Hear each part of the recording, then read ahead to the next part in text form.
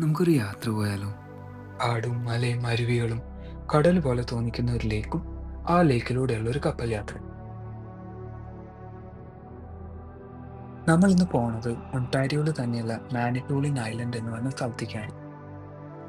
ഒരു fresh water ലേക്കിൽ സ്ഥിതി ചെയ്യുന്ന ലോകത്തിലെ ഏറ്റവും വലിയ ഐലൻഡും കൂടിയാണ് മാനിറ്റോളിൻ. മാനിറ്റോളിന്റെ ഒരു സൈഡിൽ ലേക്ക് ഹ്യൂറോണും മറ്റൊരു സൈഡിൽ ജോർജിയൻ ബേയും ആണുള്ളത്. ടോബർമോറി വരെ ഡ്രൈവ് ചെയ്ത് അവിടെ നിന്ന് ഒരു ഫെറിയിൽ മാനിറ്റോളിൻ ഐലൻഡിലെ സൗത്ത് ബേമൗത്തിലോട്ട് പോകാനാണ് നമ്മുടെ ആദ്യത്തെ plan. Ferry tickets online book ചെയ്യാണ് എപ്പോഴും നല്ലത്. മിനിമം 1 മണിക്കൂർ മുമ്പെങ്കിലും നമ്മൾ ഡോക്കിലെത്തണം. കുറച്ചും കൂടി മുമ്പേ എത്തിയാൽ അത്രയും നല്ലത്. ഫെറി വരുന്ന സമയം വരെ നമുക്ക് അവിടേക്കൊന്ന് ചുറ്റിക്കറങ്ങി നടക്കാം. പക്ഷെ വണ്ടി ഇട്ടിട്ട് അധികം ദൂരേക്കൊന്നും പോകരുത് കേട്ടോ. കാരണം ഫെറി എത്തിക്കഴിഞ്ഞാൽ നമ്മൾ വണ്ടി ലൈനപ്പ് ചെയ്തിട്ട് അവരുടെ സർവീസിൻ്റെ ആൾക്കാർ പറയുമ്പോൾ നമ്മൾ ഫെറിയിലോട്ട് കയറണം. കാർ പാർക്ക് ചെയ്യണ സ്ഥലത്ത് തന്നെ ഒന്ന് രണ്ട് ഇൻഫോർമേഷൻ ബോർഡുകൾ വെച്ചിട്ടുണ്ട്. ഈ ലേക്കിനെ കുറിച്ചും ഇവിടുത്തെ മുന്നേ സർവീസ് നടത്തിയിരുന്ന ഫെറീസിനെ കുറിച്ചും അങ്ങനെ കുറച്ച് ഇൻട്രസ്റ്റിംഗ് ഫാക്റ്റുകൾ.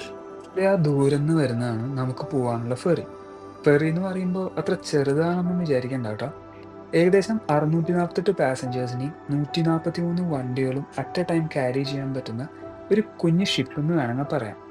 MS ചീച്ചിമോ എന്നാണ് ഇപ്പോൾ സർവീസ് നടത്തുന്ന ഫെറിയുടെ പേര്. അങ്ങനെ തന്നെ ആകണം പ്രൊനൗൺസിയേഷൻ എന്ന് ഞാൻ വിചാരിക്കുന്നു കേട്ടോ. ചിലപ്പോൾ ചെറിയ മാറ്റങ്ങളൊക്കെ ഉണ്ടായിരുന്നു വരും.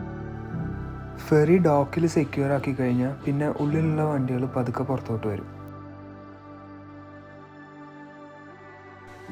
ഇനി ഇതിൻ്റെ പേര് ചീച്ചിമോ.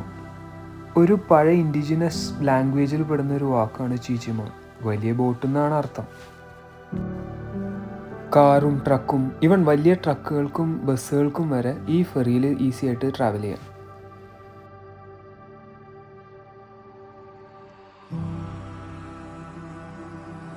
ഓവൻ സൗണ്ട് ട്രാൻസ്പോർട്ടേഷൻ കമ്പനിയാണ് ഇപ്പോൾ ഈ ഫെറി സർവീസ് നടത്തുന്നത്. ഗവൺമെൻറ് ഓൺഡാണ്. സെപ്റ്റംബർ 10, 1974 സ്റ്റാർട്ട് ചെയ്ത MS ചീച്ചിമോ എന്ന് പറയുന്ന ഇപ്പോൾ സർവീസ് നടത്തുന്ന ഈ ഫെറിയുടെ 50th ആനിവേഴ്സറി ആയിരുന്നു കഴിഞ്ഞ കൊല്ലം. ഇനി നമുക്ക് പതുക്കെ ഉള്ളിലോട്ട് കയറാം. കാർ ടൈപ്പും വെയിറ്റും അനുസരിച്ചാണ് ഇവര് വണ്ടിയുടെ ഉള്ളിൽ പാർക്ക് ചെയ്യിപ്പിക്കുന്നത്. വലിയ ട്രക്കെല്ലാം ഹള്ളിന്റെ നടുക്കായിട്ടാണ് പാർക്ക് ചെയ്യുക. നമ്മളെ പോലത്തെ ചെറിയ കാറുകളും സെഡാനായാലും SUV ആണെങ്കിലും സൈഡിലോ മുകളിലോ ആയിട്ട് അവർ പാർക്ക് ചെയ്യിപ്പിക്കും. കാറ് പാർക്ക് ചെയ്ത് കഴിഞ്ഞാൽ ഇനി നമുക്ക് പതുക്കെ ഫെറിയുടെ ഉള്ളിലോട്ട് പോകാം. ഇതാണ് ഈ ഫെറിയുടെ ഏതാണ്ട് ഒരു രൂപരേഖ.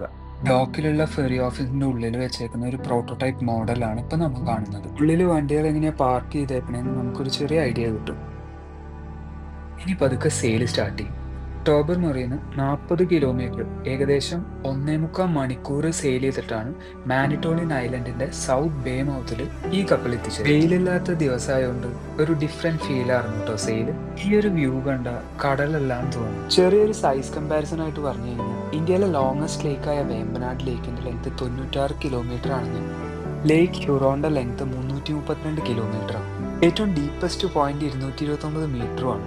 ഉള്ളിൽ പഴയ ക്ലാസിക് ഇംഗ്ലീഷ് ഹിറ്റ്സ് ഒക്കെയുള്ള ഒരു കരോക്കെ പരിപാടി ഉണ്ടായി. കുറച്ചു നേരം അതൊക്കെ കണ്ടിരുന്നിട്ട് പിന്നെ പതുക്കെ ഫെറിയിലെ റെസ്റ്റോറൻറ്റിൽ പോയി അത്യാവശ്യം കുഴപ്പമില്ലാത്ത ഫുഡൊക്കെ കഴിച്ച് പിന്നെയും പതുക്കെ പുറത്തോട്ട് വന്നു.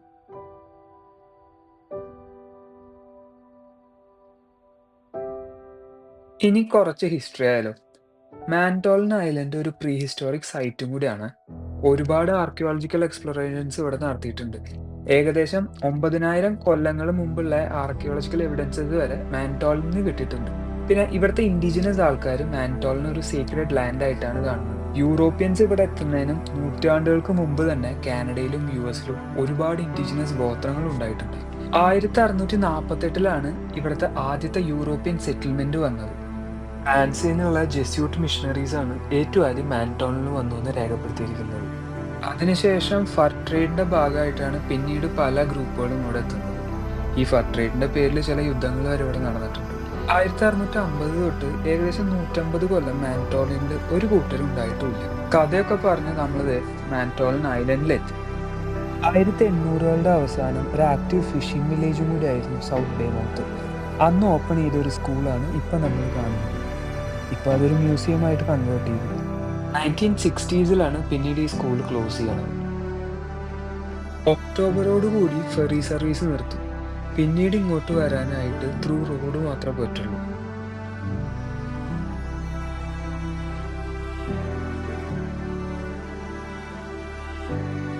നല്ല രസമുള്ള ഒരു ഡ്രൈവാണ് കേട്ടോ മാനിറ്റോളിൽ നമ്മൾ വണ്ടി ഓടിക്കുമ്പോൾ.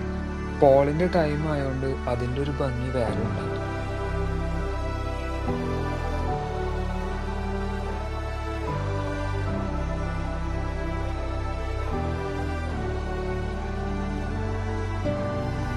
ഐലൻഡിൽ ഒരുപാട് സ്ഥലങ്ങൾ റിസർവ്ഡ് ഏരിയാസാണ്.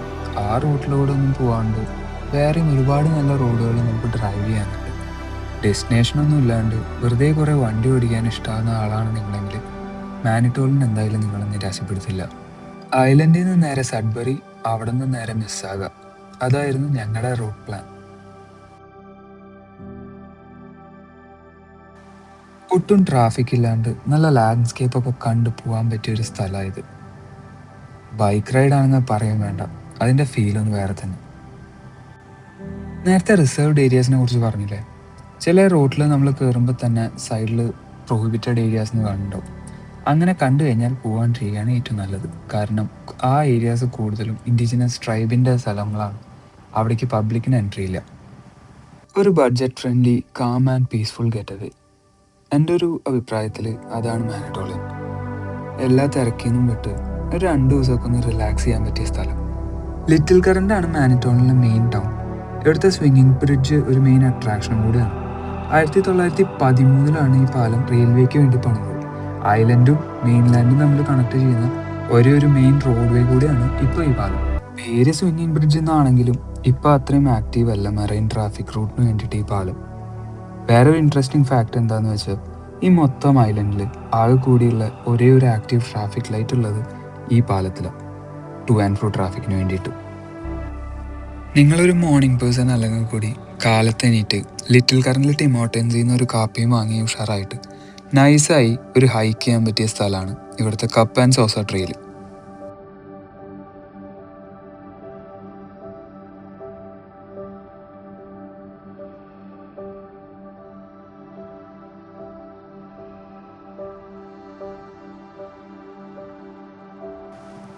രാവിലത്തെ റീഫ്രഷിങ് സൺലൈറ്റും ഫോൾ സീസണും പറഞ്ഞറിയിക്കാൻ പറ്റാത്ത ഭംഗിയാണ്.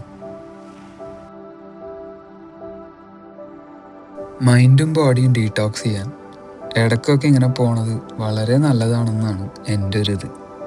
അല്ല, ഇവിടെ വന്നു കഴിഞ്ഞാൽ നിങ്ങൾക്കും അത് തോന്നുന്നതാണ് എൻ്റെ മറ്റൊരിത്. ക്യാമറയിൽ കാണുമ്പോൾ ഈ സ്ഥലങ്ങളുടെയൊക്കെ ഭംഗി നമുക്ക് അങ്ങനെ ആസ്വദിക്കാൻ പറ്റുമെന്ന് എനിക്ക് അറിഞ്ഞൂടാ. പക്ഷേ നേരിട്ട് നമ്മൾ ഇതുപോലത്തെ ട്രെയിലുകളിലൊക്കെ പോകുമ്പോൾ ശരിക്കും ഒരു റീഫ്രഷിങ് ഫീൽ തന്നെയാണ് എനിക്ക് തോന്നിയേക്കുന്നത് പലപ്പോഴും. ഈ കപ്പ് ആൻഡ് സോസ ട്രെയിലിൽ തന്നെ കുറച്ചും കൂടി അഡ്വഞ്ചറസ് ആയിട്ടുള്ള റൂട്ട് വേറെയുണ്ട്. സാധാരണ റൂട്ടിൽ നിന്ന് കുറച്ചൊന്ന് ഡീവിയേറ്റ് ചെയ്ത് പോയി കഴിഞ്ഞാൽ അങ്ങനെ ഭയങ്കര ബുദ്ധിമുട്ടുള്ള റൂട്ടൊന്നുമല്ല, എന്നാലും പാറകളുടെ ക്രാക്കിൽ കൂടെയൊക്കെ ഇറങ്ങി ചെറിയ കോണികൾ അവർ തന്നെ വെച്ചിട്ടുണ്ട്, അതിലൂടെയൊക്കെ പിടിച്ച് കയറാനൊക്കെ പറ്റിയത്. അങ്ങനെ ഭയങ്കര റിസ്ക് ഉള്ള സാധനമൊന്നുമല്ല, എന്നാലും നമുക്ക് നമ്മുടെ ഹൈക്കിംഗ് കുറച്ചും കൂടി എൻജോയ് ചെയ്യാൻ പറ്റുന്ന ഒരു റൂട്ട്. കുട്ടികളെ കൊണ്ടും വരാൻ പറ്റിയ ഒരു ട്രെയിലാണിത്. പാറയുടെ എഡ്ജിലോട്ട് പോകാണ്ട് ശ്രദ്ധിച്ചാൽ മതി. മൊബൈലിൽ നിന്നും ഐപാഡിൽ നിന്നൊക്കെ അവരുടെ ശ്രദ്ധ മാറ്റാൻ പറ്റിയൊരു സാധനം അത്. അവരുടെ മാത്രമല്ല, നമ്മുടെ. ട്രെയിൽ ഏതാണെങ്കിലും കുടിക്കാൻ ആവശ്യത്തിന് വെള്ളവും കുറച്ച് സ്നാക്സും പിന്നെ നമുക്ക് കിട്ടുന്ന ഈ കാഴ്ചകളും, അതാണ് അതിൻ്റെ പ്രൈസ്. പിന്നെ വെള്ളത്തിൻ്റെയും സ്നാക്കിൻ്റെയും ഒക്കെ വേസ്റ്റ് അവിടെ ഇട്ട് വരാണ്ടിരിക്കുക. പൊതുവെ നമുക്ക് ആ ഒരു പേര് നാട്ടിലുള്ളതാണല്ലോ. കാഴ്ചകളൊക്കെ ആസ്വദിച്ച് ഞങ്ങൾ കുറച്ചു നേരം അവിടെ ഇരുന്ന് അവിടെ നിന്ന് പതുക്കെ അടുത്ത ഡെസ്റ്റിനേഷനിലോട്ട് പോയി. ഒരു ചെറിയ വാട്ടർഫോളാണ്, ബ്രൈഡൽ വെയിൽ വാട്ടർഫോൾ. ഒരുപാട് വലുതൊന്നും അല്ലെങ്കിലും കാണാൻ നല്ല ഭംഗിയുള്ള ഒരു വെള്ളച്ചാട്ടമാണ് ബ്രൈഡൽ വെയിൽ. ഫോളിൻ്റെ ഫീലും കൂടി ആകുമ്പോൾ മൊത്തത്തിൽ ഫ്രെയിം കളറാണ് അല്ലേ.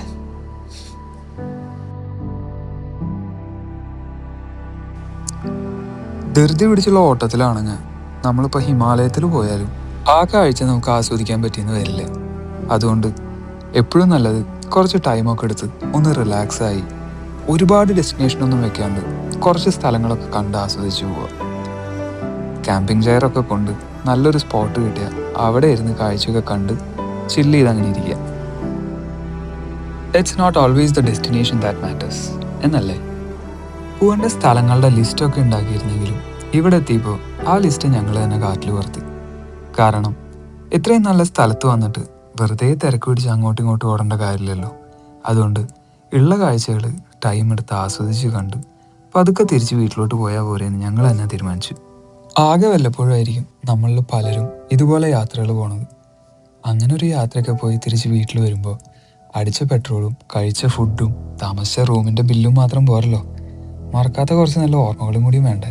അറിയാലോ, ഹാപ്പിനെസ് ഈസ് നെവർ റെഡിമെയ്ഡ്. നമുക്ക് വേണ്ടത് നമ്മൾ തന്നെ ഉണ്ടാക്കിയെടുക്കണം, ആരും ഉപദ്രവിക്കാതെ. അപ്പോൾ വേറൊരു വീഡിയോയിൽ പിന്നെയും കാണാം. ബൈ.